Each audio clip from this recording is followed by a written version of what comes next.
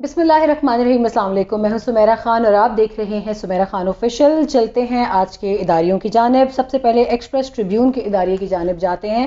ان کا پہلا ایڈیٹوریل کہتا ہے کہ کریکس ان پی ڈی ایم، یعنی پی ڈی ایم کے حوالے سے پچھلے دنوں سے کافی باتیں ہو رہی تھیں اور اب اداریے نے بھی یہ کہنا شروع کر دیا ہے کہ ایک ڈیموکریٹک الائنس جو ملک کی 11 پولیٹیکل پارٹیز نے بنایا تھا، اس کے اندر واضح کریکس یعنی واضح ان کے اندر اختلافات آنے شروع ہو گئے ہیں اور وہ بہت آسانی سے دیکھے جا سکتے ہیں۔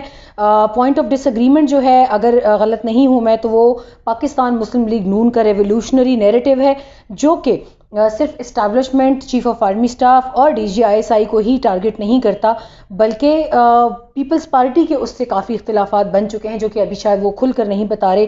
میں بھی گلگت بلتستان کے الیکشنز کا انتظار کر رہے ہیں۔ وہ پی پی پی کے حوالے سے کہا جاتا ہے کہ میجر کانسٹیٹوئنٹ ہے، یعنی اس پی ڈی ایم الائنس کا اتحاد کا ایک بڑا حصہ ہے پاکستان پیپلز پارٹی، اور اس میں جو اے این پی ہے، تو پی پی پی اور عوامی نیشنل پارٹی، ان دونوں کا اختلاف ہے میاں نواز شریف کے اس حرکت سے جو وہ ہر جلسے میں کر رہے ہیں، اور وہ اسٹیبلشمنٹ، سپہ سالار اور ڈی جی آئی ایس آئی کا نام لے کے کہتے ہیں کہ انہوں نے عمران خان کو ٹاپ پر پہنچایا۔ اداریہ کہتا ہے کہ ان چیزوں سے پی پی پی اور پی ایم ایل این میں اختلافات زیادہ ہو رہے ہیں۔ یہ دونوں پارٹیز باقی اختلافات میں باقی جو الزامات ہیں جو کہ موجودہ حکومت کے حوالے سے وہ الزامات لگاتے ہیں کہ نااہل ہے، کرپٹ ہے، یہ ہے وہ ہے، اس حوالے سے ان کے ساتھ ہے، مگر یہاں مختلف نظریہ ہے دونوں کا۔ پی پی پی کہتی ہے کہ وہ اسٹیبلشمنٹ میں پرسنالٹیز کے، یعنی شخصیات کے نام لے کے ان کو تنقید کا نشانہ نہ بنائے۔ مولانا فضل الرحمان پوری کوشش کر رہے ہیں اس وقت ان کے درمیان میں اختلافات کو ختم کرنے کی، مگر حقیقت یہ ہے کہ اس وقت مولانا فضل الرحمان کی اپنی پارٹی کے اندر سے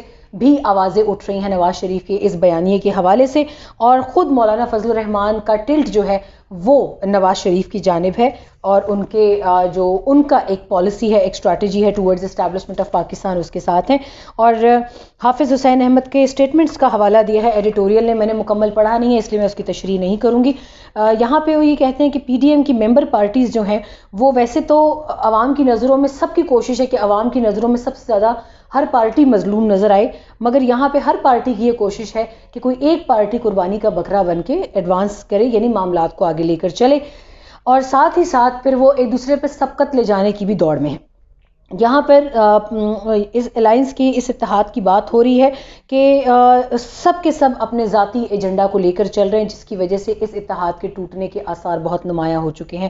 یہاں پر دوسری بات ہوتی ہے کہ پولیٹیکل سینس ایک پارٹی کا، اگر وہ یہ کہتے ہیں کہ اگر نواز شریف کے حوالے سے دیکھا جائے تو شاید اس میں اختلافات کی آگے جا کر اختلافات مزید بڑھ جائیں گے، جو کہ پی ڈی ایم کے لیے ٹھیک نہیں ہے۔ نواز شریف ہر جلسے میں کوئٹہ، گجرانوالہ اور کراچی اور ان تمام جگہوں پر وہ اپنی پارٹی کا بیانیہ واضح طور پر دے چکے ہیں کہ وہ کیا چاہتے ہیں، ان کو کیا گریونسز ہیں، کیا شکایات ہیں، مگر پاکستان پیپلز پارٹی جو ہے وہ ذرا خاموش ہے، کیونکہ اداریہ کہتا ہے ہو سکتا ہے فریال تالپور اور زرداری کے نیب کیسز جو ہیں وہ آڑے آتے ہوں۔ یہ بہت بڑی موو ہے اس ایکسپریس ٹریبیون کے اداریے کی جانب سے، اور یہاں پر وہ یہ کہتے ہیں کہ پی ڈی ایم جو ہے وہ ڈیوائیڈڈ ہے، فوکسڈ نہیں ہے اور کنفیوزڈ ہے بہت، اس میں کوئی دو رائے نہیں ہے۔ اگر یہ کامن پولیٹیکل نیریٹو پہ اکٹھے نہیں ہوتے تو بہت جلد آپ کو پی ڈی ایم کا شرازہ بکھرتا نظر آئے گا۔ ٹریبیون کے دوسرے اداریے کی جانب جاتے ہیں جو کہ پالیٹکس آف کائنڈنس کے نام سے چھپا ہے۔ نیوزی لینڈ کی پرائم منسٹر ہیں، ہر دل عزیز ہیں، جیسنڈا آرڈن، ان کے حوالے سے بات چیت ہو رہی ہے کہ اس خاتون نے بہت جواں مردی سے، بہت ہمت سے، حوصلے سے غلط ثابت کر دکھایا ہے تمام تر کانسپریسیز تھیریز کو، جو کہ پوری دنیا میں ہے، کہ لیڈرشپ کا کال تھا، لیڈرشپ پوری دنیا میں ایک رن آف دا مل قسم کی لیڈرشپ چل رہی ہے۔ اگر امریکہ کی جانب جاتے تو ٹرمپ تھے وہاں پہ، یا بورس جانسن ہیں یو کے میں جن کی جانب سے، اور ان دونوں حضرات کی جانب سے گوروں کی نسل پرستی کا جو ایک بیانیہ تھا وہ پچھلے دنوں آپ نے بہت مضبوط دیکھا، اور اس میں ایک مسلمانوں کے خلاف بھی اس میں نفرت آمیز جو الفاظ کا مجموعہ تھا وہ کئی بار استعمال ہوا پوری دنیا میں، اب فرانس بھی اس کے اندر ہے۔ دیکھا جائے تو کہتے ہیں اداریہ کہتے ہیں کہ پوری دنیا میں اچھی لیڈرشپ کا کال تھا، مگر عین اسی وقت نیوزی لینڈ کی جو وزیر اعظم ہیں دوبارہ بھی منتخب ہوئی ہیں، اور کیوں منتخب ہوئی ہیں اس کے اوپر یہ روشنی ڈالتے ہیں کہ جیسنڈا آرڈن دنیا کی وہ واحد خاتون وزیر اعظم اپنی قوم کی لیڈر تھیں کہ جنہوں نے ایک بہت مشکل وقت میں پوری دنیا کے مسلمانوں کے دل جیت لیے. اور یہ بات ہو رہی ہے کرائسٹ چرچ میں اٹیک کی جس میں 2 مساجد میں 51 لوگوں نے اپنی جان سے ہاتھ دھوئے. تو یہ باہمت خاتون آگے آئیں, انہوں نے ان زخموں پر مرہم رکھے اور ان کے الفاظ ہی وہ سب سے بڑے مرہم تھے کہ جنہوں نے ایک بہت بڑا ایشو کریٹ ہونے سے پہلے ختم کر دیا. یقین جانیے ناظرین, بہت بڑے فسادات ہو سکتے تھے, لیکن جیسنڈا آرڈن نے نہ صرف مسلمانوں کے ساتھ کھڑے ہو کے ان کو اپنی حمایت کا یقین دلایا, بلکہ انہوں نے ایک لکیر کھینچی کہ یہ وائٹ سپریمیسی تھی اور ہم اس کے خلاف ہیں اور یہ دہشت گردی کا اقدام تھا. اس کو میں کوئی اور نام نہیں دوں گی, بلکہ انہوں نے یہاں تک کہا کہ جس شخص نے ان مسلمانوں کو نشانہ بنایا ہے اس کا نام تک نہ لیا جائے تاکہ وہ اس دنیا سے بے نام جائے. ہم نے اپنی زندگی میں پہلی بار مغرب سے آنے والی کوئی ایسی آواز سنی جس نے اتنا بڑا قدم اٹھایا. اپنے ملک کے لوگوں کو بھی انہوں نے سیم پیج پر لایا اور انہیں یقین دلایا کہ مسلمانوں کے ساتھ زیادتی ہوئی ہے, تمام مسلمان دہشت گرد نہیں ہے, لہٰذا ان کا ساتھ دیا جائے اس ایشو میں.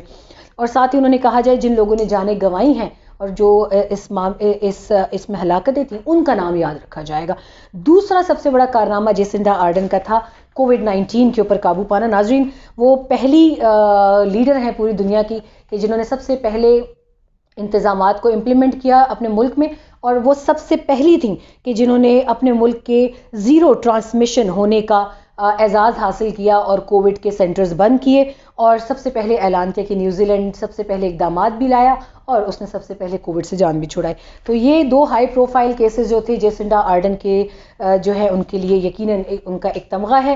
لٹریسی آف ویمن کے حوالے سے بات ہو رہی ہے, دی نیوز کی جانب جاتے ہیں. آج کا اداریہ کہتا ہے کہ لوور دیر میں تقریباً اگر خواتین کے ایجوکیشن کے لٹریسی ریٹ کی بات کی جائے تو کہا جاتا ہے کہ پاکستان میں 47% لٹریسی ریٹ ہے, مگر حقیقتاً یہ بہت کم ہے. یہاں بات ہو رہی ہے اداریہ جو ہے وہ عموماً وہ ان فیکٹ جانا چاہ رہا ہے. ابھی ریسنٹلی ایک واقعہ ہوا جہاں پہ لوور دیر کی بات کی جا رہی ہے اور ایک پوسٹر کی بات کی جا رہی ہے جو کہ TTP کی جانب سے ایک بینڈ آؤٹ فٹ کی جانب سے آویزہ کیا گیا گورنمنٹ ڈگری کالج کے باہر سمر باغ لوور دیر میں, اور اس میں کہا گیا کہ خواتین کو اعلیٰ تعلیم نہ دلوائی جائے ورنہ انہیں مار دیا جائے گا. اس حوالے سے کوئی بات چیت ہے یہاں پر, نہ صرف اسکول کی پرنسپل نے ایکشن کا مطالبہ کیا ہے بلکہ تمام تر جو لوگ ذمہ داران ہیں انہوں نے حکومت سے مطالبہ کیا کہ اس کے خلاف ایکشن لیا جائے تاکہ کوئی بڑے نقصان سے بچا جا سکے آگے. اور اس آرگنائزیشن کے حوالے سے بھی حکومت پاکستان اس کے اوپر پہلے بھی پابندی عائد کر چکی ہے, مگر خواتین کے حوالے سے اس پوسٹر کی تحقیقات ضرور ہونی چاہیے تاکہ کسی بھی آگے جان لیوا واقعے سے بچا جا سکے. ڈان کی جانب آتے ہیں. اگلے 2 ادارے ڈان کے ہیں. مسلم ورلڈ کی بات کر رہا ہے ڈان. ناظرین, بہت اچھی ڈائسیکشن ہے آج کی. پریزیڈنٹ جوزف بائیڈن کے حوالے سے بات چیت ہو رہی ہے کہ ٹرمپ کا صفحہ بدلتے ہی اب امریکیوں نے بہت امیدیں لگا لی ہیں اپنے آنے والے پریزیڈنٹ سے کہ وہ مسلم دنیا سے, اور نہ صرف امریکیوں نے بلکہ پوری مسلم امہ دیکھ رہی ہے اس وقت, وہ تمام لوگ جو مسلمان کہلائے جاتے ہیں وہ امریکہ میں بھی اور امریکہ سے باہر بھی, وہ اس وقت انتظار کر رہے ہیں کہ جوزف بائیڈن اپنی تقریر میں پہلی بحث صدر کیا اعلانات کرتے ہیں, کیونکہ انہوں نے بہت سی باتیں کی تھی. مسلم بین کے حوالے سے انہوں نے بات کی تھی کہ جس دن میں صدر بنا تو میں مسلم بین جو ہے اس کو اٹھا لوں گا اور میں اس طرح کی کسی چیز میں بلیو نہیں رکھتا. اور یہاں پر دوسری بات وہ کرتے ہیں کہ اس میں سب سے بڑا قدم آئے گا ٹریول بین کی جانب جو کچھ مسلمان ملکوں پر لگایا گیا تھا. دیکھتے ہیں کہ جوزف بائیڈن کی کیا پالیسی ہوتی ہے آنے والے 46ویں صدر کی. دوسری بات ایران کی کرتے ہیں اداریے میں کہ ان کا فارن پالیسی ایشوز میں امریکہ کے لیے دوسرا بڑا چیلنج ہوگا ایران اور عرب اسرائیلی فائلز کے حوالے سے بات کرنا کہ ایران کے ساتھ امریکہ کا اب برتاؤ کیا ہوگا, کیونکہ ٹرمپ کے وقت میں 2018 میں ایک بہت مشکل سے بنائی گئی نیوکلیئر جو ڈیل تھی اس کو ٹرمپ نے ختم کر دیا, اس کو یوں سمجھیں صفحہ ہستی سے مٹا دیا, اور نتیجے میں تہران اور واشنگٹن کے تعلقات اس قدر خراب ہوئے کہ اس کا ایک سب سے بھیانک شکل جو ہے وہ سامنے آئی. اسیسینیشن ان کے سینئر ایرانین جنرل جو تھے قاسم سلیمانی جن کو 2020 میں مار دیا گیا ایئر اسٹرائک میں, اور اس حوالے سے بھی بات کی ہے اداریے نے کہ یہ ایک بہت خوفناک واقعہ تھا. تہران اور ایران کے درمیان, تہران اور واشنگٹن کے درمیان بہت کشیدگی بہت خطرناک حد تک بڑھ گئی تھی. اس کے بعد کے واقعات سے بھی آپ واقف ہیں, وقت کی کمی کے باعث میں وہ اس کی تشریح میں نہیں جا سکوں گی. یہاں پر جوزف بائیڈن کے حوالے سے کہا گیا کہ دیکھتے ہیں کہ اب وہ ایران کو کیسے انگیج کرتے ہیں, کیونکہ ایران میں بھی اب بہت کم شخصیات ہیں جو کہ ان کے اوپر امریکی اسٹیبلشمنٹ پر اعتبار کرتی ہیں.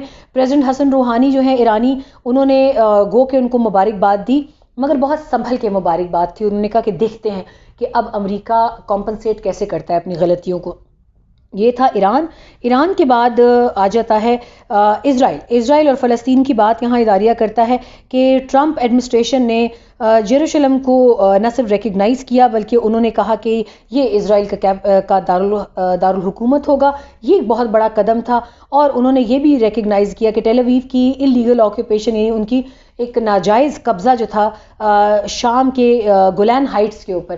یہ دو واقعات کا ذکر کرتے ہیں یہاں پہ اداریہ ڈان کا کہ یہ دو واقعات کے بعد سے فلسطین اور اسرائیل اور امریکہ کے مابین جو ٹرائکا ہے اب وہ کہاں جاتا ہے.